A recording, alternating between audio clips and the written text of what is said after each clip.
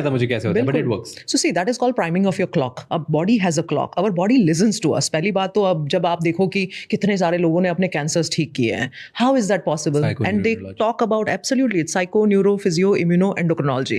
Psycho, neuro, physio, immuno, endocrinology. काफी लंबा चलता है, right? It starts with the mind, goes to the brain, goes to your hormone system, goes to your immunity, and then it works like an entire axis. तो पूरा जितना भी power है आपका, वो शुरुआत तो thought is the beginning for everything, right? Thought only converts into what? Mostly action. Yeah. Mostly your repeated actions becomes what? Feeling. Your character.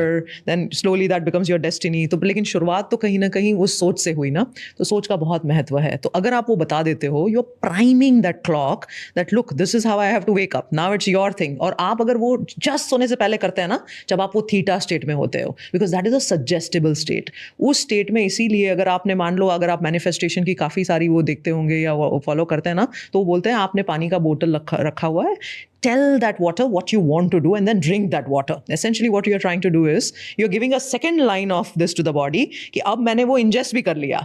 Does it work? I mean that's you see all the experiments which has been done in that space, right? एक तो हमारे doctor इमोटो साहब का experiment है, right? That's a very popular experiment that when you talk to the water, the chemistry of that is changing. And there's something called the placebo effect.